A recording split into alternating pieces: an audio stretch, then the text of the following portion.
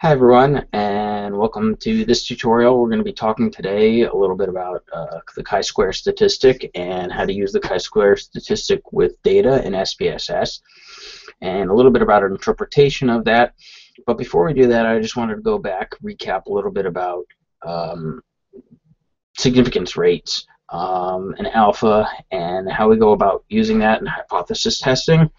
Then we're going to go recap a little bit about chi-square, the statistic itself, and a little bit about cross tabulations, and then we're going to get into some data, and we're going to use the Chicago fashion study data, which you should have access to, so you can follow along with the slides and with what I'm doing in SPSS as we go. Okay, so as usual, I'm going to do a little bit of bouncing back and forth between screens, so bear with me one second, and I'm going to move over and share my screen.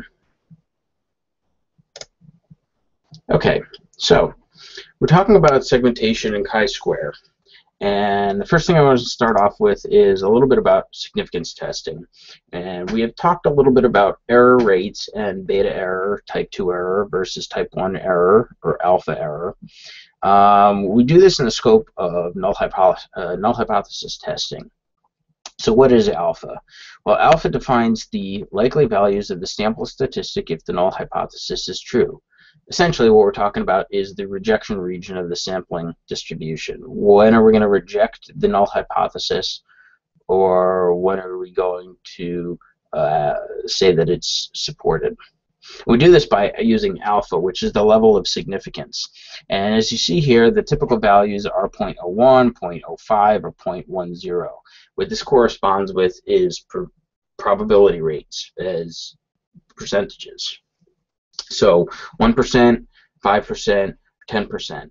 What this means is that typically we use 0.05 or 5%, and what we're saying is that 5% of the time that we sample from the population, we would see the null hypothesis be true. And again, we've talked about trade-offs between type 1 and type 2 error. If we say 1% of the time we sample from the population, the null hypothesis would be true, then we risk false positives versus false negatives. So typically we accept 0.05 as our level of significance. And as such, we can use distribution tables to provide critical values of the test. For standard deviation, we're typically looking at 1.56. When we talk about chi-square at 1 degree of freedom, we're talking typically about 3.841 or 3.84. And if p is less than alpha, we reject the null hypothesis. And typically what that means is we accept the alternate hypothesis. So if alpha is 0.05 and p is less than 0.05, we reject the null hypothesis typically, and we accept, or we say that the alternate hypothesis is supported by the data, by the evidence. And you see that here, the level of significance, alpha. Typically a two-tailed test, we're saying that a hypothesis is equal or not equal, and we take alpha divided by 2, so if it's 0.05 divided by 2, then we are saying that it's 0.025. So the critical values would be whatever is at 0.025 here, or negative 0.025, 0.025, or 1 minus 0.025, which would be 0.975 versus 0.05. or 0.025. Here we have a one-tailed test when it is less than or equal to or greater than for the alternate hypothesis. So this would be 0.05, and then a lower tail test when we're talking about greater than or equal to for the null and less than for the alternate, and that would be typically 0.95. Okay, so we've talked a little bit about the level of significance, because we're going to do some significance testing here when we talk about chi-square. Now, chi-square is used for testing categorical variables.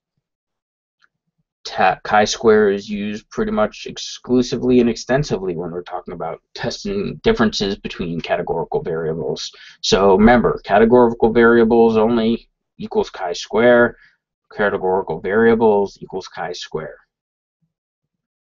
All right, the reason we use this is because we've said when we've talked about different measures and central tendency and dispersion that they're categorical variables, typically nominal variables and even ordinal variables. We've said that there's no real way to get a mean, and that frequency counts are our best bet. So the chi-square statistic is based off of frequency counts, and we'll go over that in 1 second. So we use the chi-square 2 ways. One is we can use a cross-tabulation table or contingency table. And what we're doing is we're testing the relationship between 2 or more categorical variables. We can test the differences of proportions between one variable and another variable, and we can test whether or not 2 categorical variables are related or not related. The null hypothesis typically is that there's no relation between 2 variables. We also use the chi-square test and non-parametric test to say whether or not we believe the data that we've collected fits what we expected, what we hypothesized the data to look like, what we theorize the data to look like. So we typically call this the observed data, or the data that's collected, versus the expected data, or the data that's been theorized. So the chi-square difference test, goodness of fit, or test of dependence, or independence rather, test between 2 proportions. We are looking to see how actual frequencies fit theorized frequencies, and we do this using the chi-square statistic here. Chi-square equals epsilon, or the sum of the observed data minus the expected data squared, because that may be a minus and may end up being negative, and therefore we can't have a negative, so we need to square it, and then we divide it by the expected data. So observed minus expected, square that term, divide it by expected. We see here a cross-tabulation table, observed data of 2 variables that are categorical. One is gender, male versus female. One is phone preference, Apple versus Android. Females who prefer Apple are 12. Males who preferred Apple are 24. And we have a sample of 300 people. So what we can start doing is saying, what are the percentages? Well, if there's 12 plus 108, that is equal to 120. 120 divided by 300 is 40%. The same thing here. We have 12 plus 24 is 36. 36 is 12% of 300. So 12% of the population prefer Apple, and 88% prefer Android. Now obviously this is a lot easier because we have 2 by 2. Obviously that could be more complicated as we have more variables, or variables that are have multiple categories besides just 2. Let's say we added Windows Phone. We could have a 3rd category, and that would split our percentages.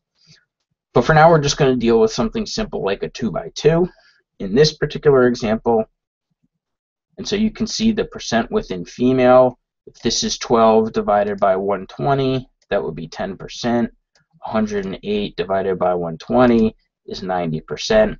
So that would tell us how many percent of females prefer Apple, how many percent prefer Android. This green value is the expected value, and that's based on all things being equal proportions, we said. So if the data was 300 and we presumed that things were going to be spread equally between Apple and female and Android and female, Apple and male versus Android and female, we find is that these expected values are different. And so the chi-square difference test and goodness of fit test find out how much off, how significantly off the data that we observed is from the data that we expected. Okay, so back here again, we see the observed frequency minus the expected frequency, square that term, divided by the expected frequency, and we do that for each piece of data, each frequency. So we would do this 4 times in this particular data example. 12 minus 14.4 squared divided by 14.4, 108 minus 105.6, square that, divided by 105.6, add that to what we've got for this, and so forth and so forth. Okay. One more thing we need to talk about is the degrees of freedom. And to find out the degrees of freedom, which will give us our critical value of our test statistic, we multiply the number of rows minus 1 by the number of columns minus 1. So in this instance, if we have a 2 by 2, we have 2 rows by 2 rows, we would multiply 2 minus 1 is 1 times 2 minus 1 is 1. We get 1 degree of freedom. That's pretty obvious. But again, let's say we had Windows Phone and now it was 2 by 3. We would do 2 minus 1 is 1 times 3 minus 1 is 2. So 2 times 1 would be 2. So our degrees of freedom, if we had Windows Phone into the mix, would be 3. Okay, but for this instance, again, we're just going to use this 2 by 2. We're going to test hypotheses, and I'm going to skip ahead a little bit now because I want to play with some of the data that we have I mentioned. So imagine you're a corporate marketer for the clothing store chain, and we're just going to call this chain, in this example, Carson Peary Scott. Okay, you have 2 questions. The first is, have you felt your frequent customers, however you define that, are different from other customers in any number of ways, and if so, what way? So we want to know, is there a relationship between the frequency of the customer and any other variable, or all the other variables? Again, these are all categorical variables. The other thing we might want to know is, do we think frequent customers contribute a greater proportion of the profit than non-frequent customers? So what's the difference between the frequency of customers versus the non-customers? AKA, how well does our data fit the customer versus non-customer? So we're going to use the market research data to answer these 2 questions. And I mentioned before, this uses the Chicago fashion study data, so we're going to follow along with me on this. But to analyze, we're going to look at a store assignment by group. We're going to segment the variable by shopping frequency, and I'll show you where that variable is in a second. And then we're going to search for whether or not there are any significant demographic or psychographic descriptors. So we're going to use cross tabulations along with the chi-square test to test any relationships, independency among categorical variables. Okay, so what do I mean by that? We want to find out if shopping frequency as a categorical variable is related to any other categorical variable. This may be income categories, this may be marital status categories, this may be gender as a category. Our frequency of shoppers, is frequency of shoppers related to those categories? So our key segmentation variable is going to be a question called, how often do you shop for women's clothing at Carson's? Hardly ever, 1 to 2 times a year, 3 to 4 times a year, 5 times or more. And I'm going to show you, because our study does not actually have this, any values. So I'm going to add some values for when we output this data. 1 is never, was never, right? Add it. 2 is 1 to 2 times per year. Add it. 3 is 3 to 4 times per year. Add it. And 4 was 5 or more times per year. Add it, and okay, now we have values for Carson PS.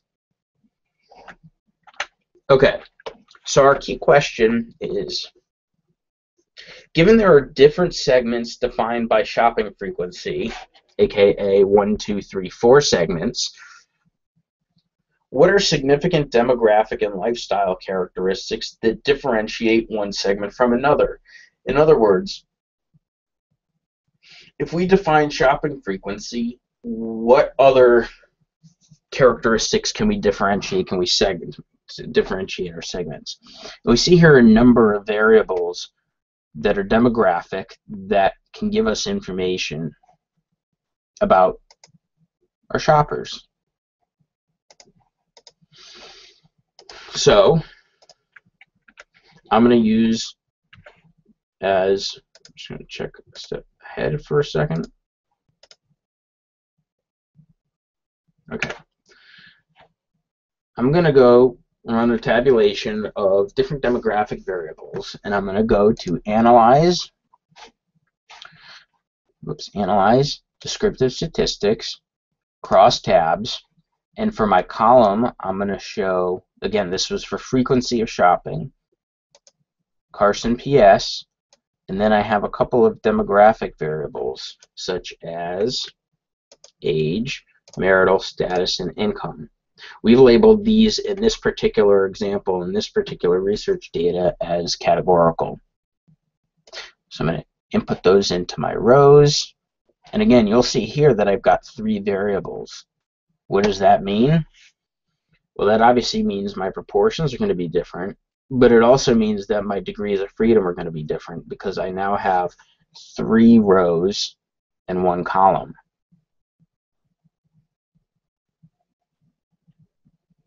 And actually, the 1 column, well, we'll take a look. Statistics is chi-square. So we're going to go statistics, chi-square, continue. My cells, I want to do observed. I want to know what my expected were, so that's going to generate whether or not what we theorized the data would be. We're going to do column percentages, and I'm going to continue. And the other thing I want to do is I want to show some bar charts that are clustered. And here we go. So here are my chi-square tests. And you'll see this is going to break it down for one variable by the other variable. And we ultimately want to know, are these independent or related? Again, the null hypothesis was that these are independent. The null hypothesis was going to be p-values of less than 0.05. Shows that they're independent. So what we see here is that this category of age, and I did not show what that was, so again, this is a case for why it's important to label your variables, code book. This category is a count of 24 people who've never shopped. That represents 14%, the 24 out of 166. That's 14% of the people at Carson PS who've never shopped and are in this category. Let's go over here.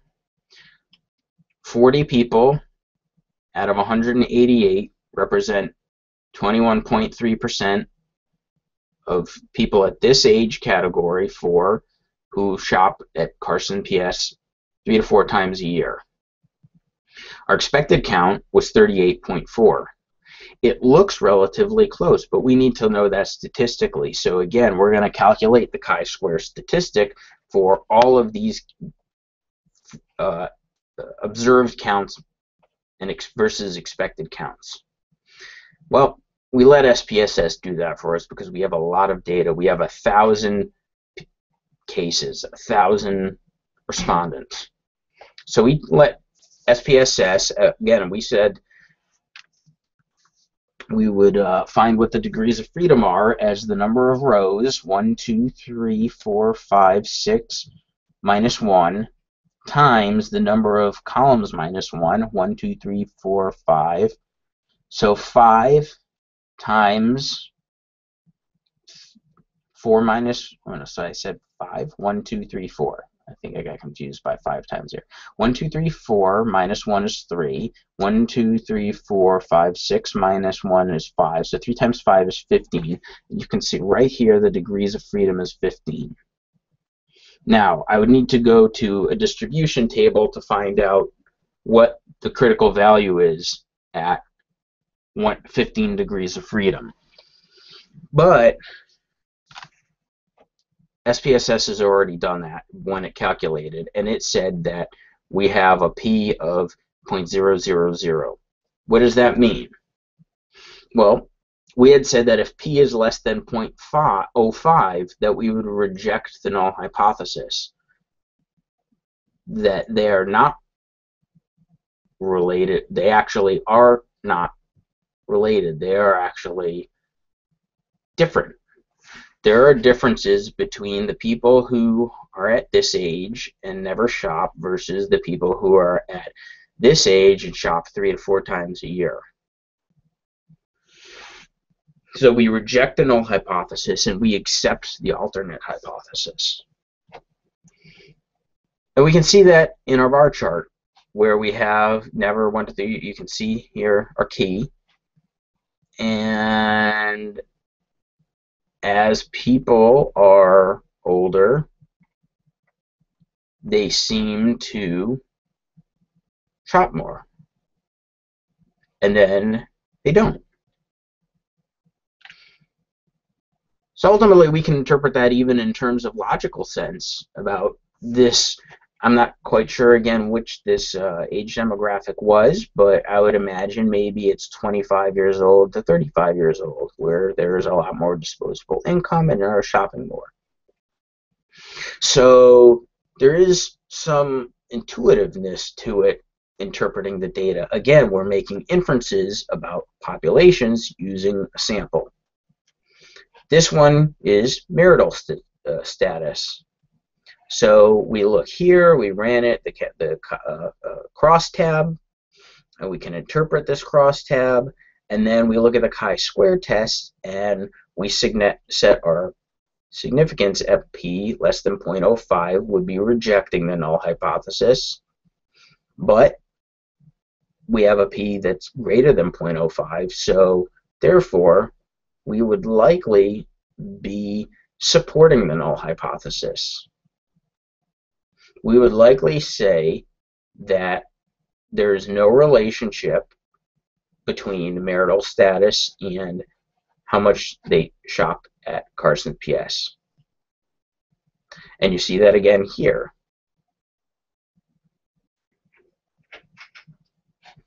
These are roughly the same, these are roughly the same, these are roughly the same, and these are roughly the same, roughly. But it's harder to tell, again, visually. That's why we use statistics to give us more precision. Here, the same thing. We talked about income levels at various categories. Is P less than 0.05? Yes, it is. So we would support the null hypothesis. Income and frequency are independent of each other. Okay. So let's go back, and I'm going to say, how do we segment the sample based on frequency of use and demographics? And the question we want to know about this independence of variables is, if we can link variables together, perhaps we can communicate, we can reach segments, we can promote, we can do all of our marketing strategy based on that segment, because we know that these variables are related with each other.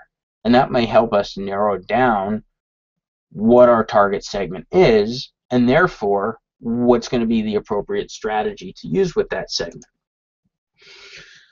So we said a contingency table analysis is a type of hypothesis testing. We can have a null or alternative hypothesis, and we can either reject or fail to reject the null. And we look for significant relationships between the two variables. So very similar to what I did, and I'm going to state this formally, are these hypotheses. The first null hypothesis is there's no relationship between the variables. And the alternate is that the two variables are related. And I'm going to use the variable 1qual, which is the same, corresponds with this question. For the same amount of money, I generally buy one good item, then several of lower price and quality. So essentially what we're saying with that question is, how do you perceive the quality of merchandise on a scale of 1 to 5? So the null hypothesis, in more elaborate terms, is there is no relationship between the frequency of visits to Carson Pirie Scott and the perceived quality of merchandise purchase. The alternative is there is a relationship between frequency of visits to Carson and the perceived quality of merchandise. So again, corresponding, there's no relationship between the two variables, there is a relationship between the two variables. Now that we've got that ironed out, we're going to do the chi-square test. And this is very similar, almost exactly similar to what we just did. We're going to go to Analyze Descriptive Statistics, cross tabs, move 1qual or merchandise quality to the rows box, Carson's PS to the columns box, and so forth. I'm going to go back. So I can even go switch this way. And I'll go Analyze Descriptive Statistics, cross tabs. My columns was Carson's PS, and I'm going to clear these out for a second. Our other one was 1qual. Statistics, chi-square, continue. Cells, observed, expected. My column percentages, continue. Now I'm going to display the clustered bar charts. Okay. And voila. Here we are. We see relationship between merchandise quality and frequency of shopping. Typically what we're going to do, and you see this here, I'm going to make a note, best practice, that the Carson PS is the dependent variable, and we put that as our column, whereas the independent variable, perceived merchandise quality, was our independent variable and was as rows. Okay, so here's a question. What is or are the degrees of freedom for this? How do we calculate it? Well, we said row minus 1 times columns minus 1. Rows, 1, 2, 3, 4, 5, 6 minus 1 is 5. Columns, 1, 2, 3, 4 minus 1 is 3. 3 times 5, 15. Guess what? Our degrees of freedom are 15. And we can see here the relationships between in the counts versus the expected counts, and then again, how much percentage of this within Carson PS? 8 divided by 166, or 4.8%. 19 divided by 166 is 11.4%. So forth. Again, this is all frequency distributions. And SPSS is going to give us these expected counts. So our last question, or part of this question, was our null hypothesis. Let me go back to the null hypothesis. There's no relationship between the two variables. And we said in order for the null hypothesis to be supported, P had to be less than 0.05. Well, it is less than 0.05.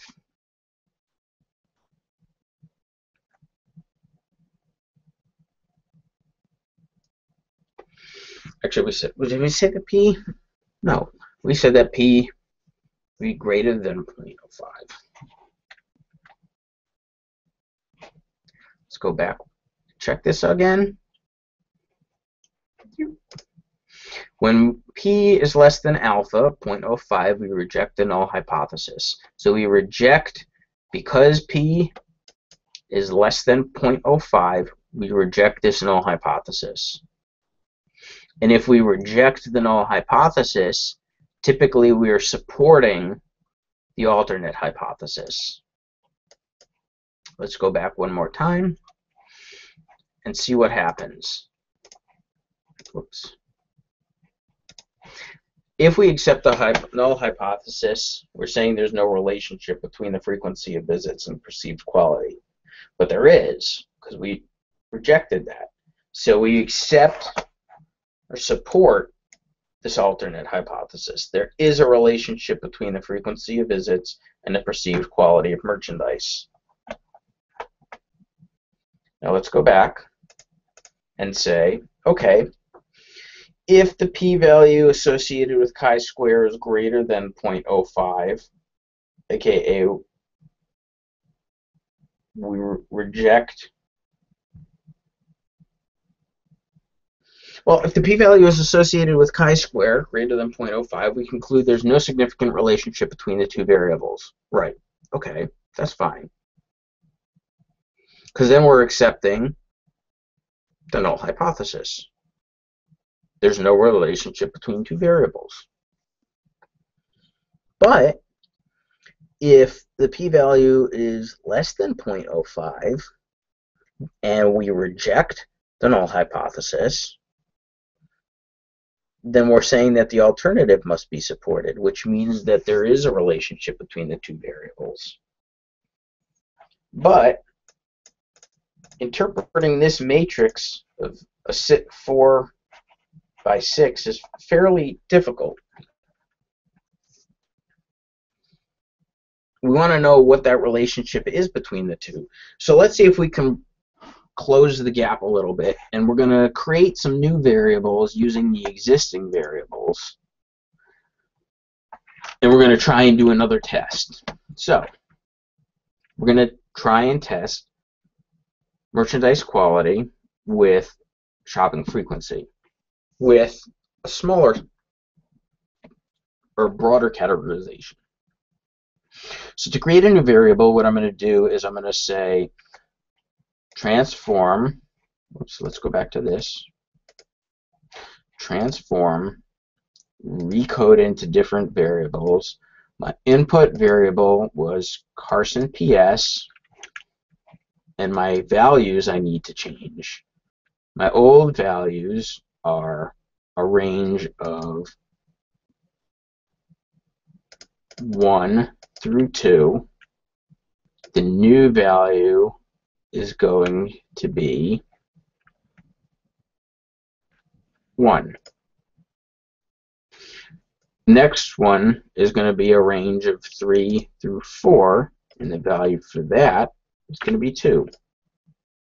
1 and 2 were never and 1 to 2 times per year, and 3 and 4 were 3 and 4 or 5 or more times per year. So I'm essentially collapsing or broadening the categories that I have. And I'm going to continue with this now.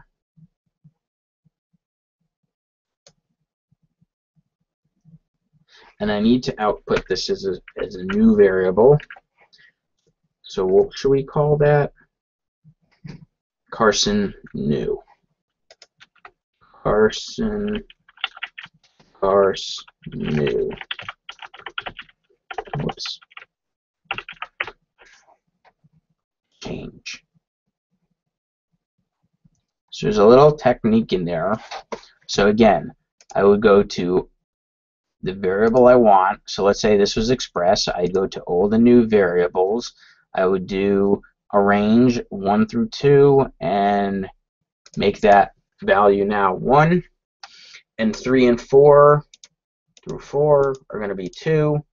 And again, I'm doing this because I want to collapse the variables into something that I can interpret more than just a 6 by 4. So I'm just going to leave that alone for a second. I'm just going to do these, and I'm going to hit OK. Now it's going to collapse those variables into new variables. You see that here. all the variables that were previously 1 and 2 are now 1, and all the variables that were 3 and 4 are now 2. Okay, and I'm going to rerun my chi-square analysis using the new variable. So descriptive statistics, cross tabs. I'm going to switch this out for my new variable, which was collapsed. Actually, I need to change it to make sure that that is ordinal. Okay, analyze descriptive statistics, cross tabs, move the old one out, move the new one in, chi-square statistics, cells observed, expected, columns, percentages, bar charts. Okay, now you can see that I have two groups.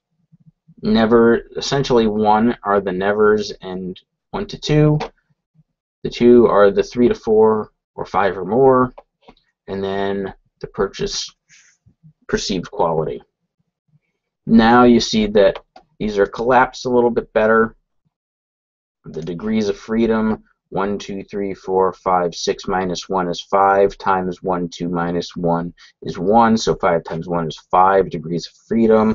We would go to a distribution table, and we would find that 27.183 at 5 degrees of freedom is significant, p 0.0000. Since p is less than 0.05, we again reject the null hypothesis, which was that there's no difference between, no relationship between the two variables, and again we're showing that we would accept the alternative hypothesis or find support for the alternative hypothesis and say there is a difference between, there is a relationship between people who shop more frequently and perceived quality of merchandise. Again, you can see that here as well. There are differences here, differences here. Hard to tell with this one, but there are certainly differences here, here, and here. So there is a difference between people who don't really shop much and their perceived quality of merchandise, and people who do shop a lot and their perceived quality of merchandise. So you see that here. So our results support hypotheses. We're saying that customers who visit Carson's very frequently are 3 times more likely to prefer high quality merchandise than low quality merchandise. Or the low frequency customer preference for high versus low is 1.6 to 1.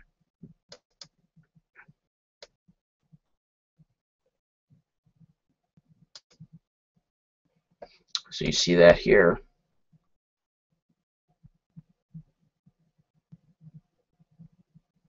All right, so what we've essentially shown is that the variables are related, and we've also shown whether or not the data as observed has fit the data that we previously theorized.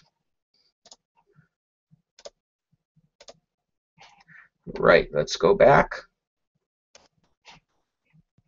Okay, so kind of to wrap up, we've talked about this chi-square. We talked a little bit about significance testing.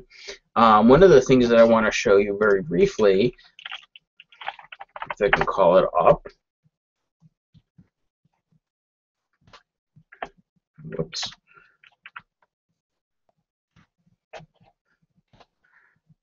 Call up this distribution chart.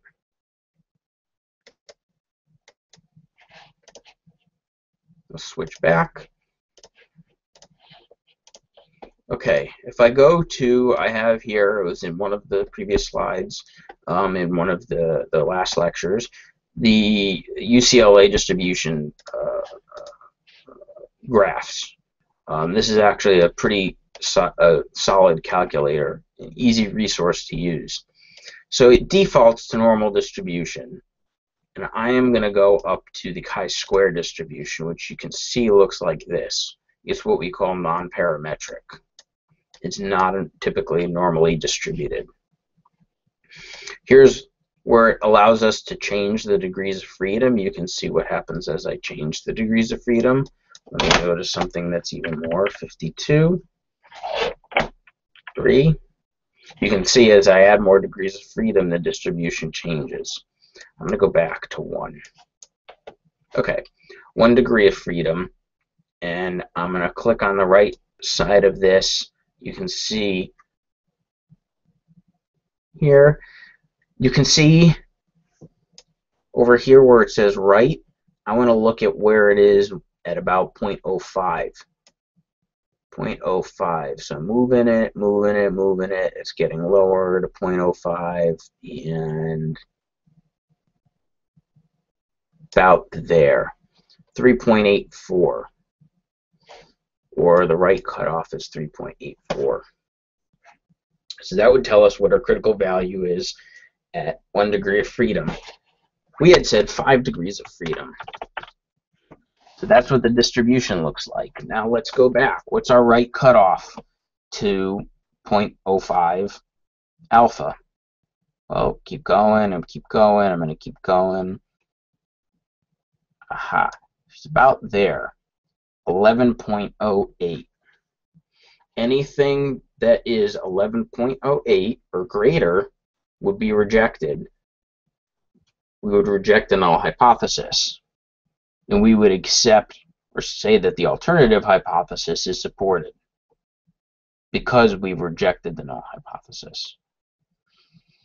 So our value for this last one was 27.183, which you can see is way beyond here. So we would reject the null hypothesis and support the alternative hypothesis. Okay, so again, to recap, what we've talked about is the chi-square. We've talked about significance testing in the one-tailed. We've talked about chi-square difference test in terms of observed minus expected values and goodness of fit.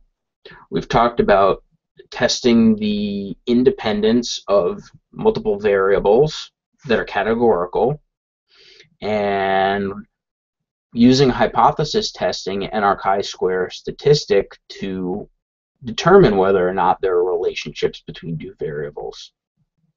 So you've done quite a bit here with chi-square. I encourage you to play along with the data and make your own interpretations and try and figure out what exactly it is when one is related or one is not related, how to read the p-values and determine whether or not the two variables are related, whether or not there is a good fit between our observed data and our expected data, and so forth. So until the next time, good luck with chi-square.